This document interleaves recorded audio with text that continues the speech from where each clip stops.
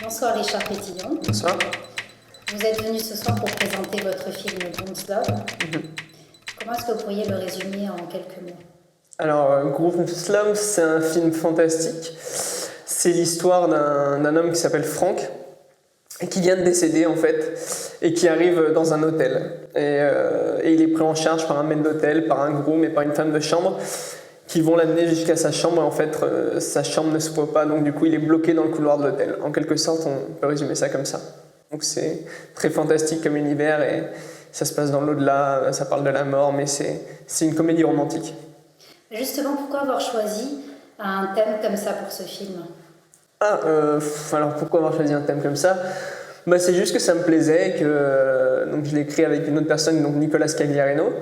Et non, ça nous plaisait, on voulait faire un thème fantastique et l'histoire nous plaisait, on voulait parler d'un hôtel, on avait plein d'envies, du coup on a réuni ça et on a fait une histoire, et voilà, tout simplement.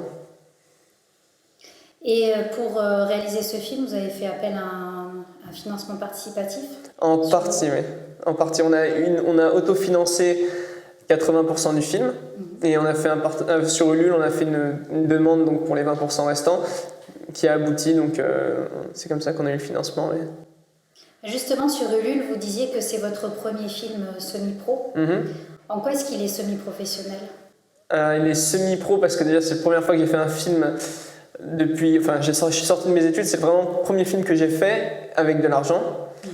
Et semi-pro parce que je suis pas pro, je considère pas que je suis pro, et comme toute l'équipe n'était pas encore pro, et c'était vraiment un vrai premier projet collectif, je peux pas considérer qu'on est pro, et puis même le film n'est pas pro, je pense, donc ce serait un peu nul de dire que je suis pro. Je dirais plutôt semi-pro pour moi.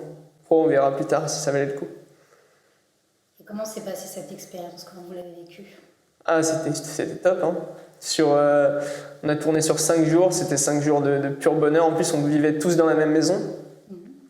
Et le film se passe que dans un hôtel, donc vraiment on était tout le temps ensemble, toute l'équipe, tous les acteurs ensemble, donc c'est vrai que c'était un grand moment.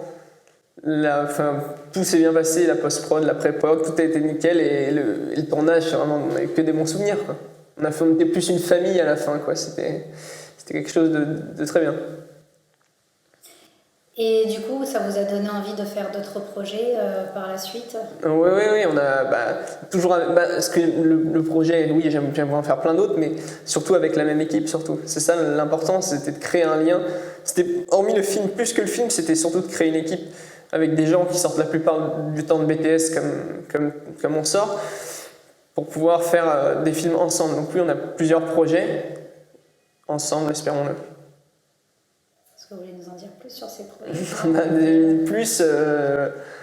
plus en écriture. Non, j'aimerais bien réaliser un autre court-métrage, et puis on est en écriture depuis très longtemps, toujours avec Nicolas Scagliarino, sur un long-métrage depuis très longtemps qu'on écrit, donc on espère qu'un jour ça aboutira. Enfin, tous les projets aboutiront, on verra.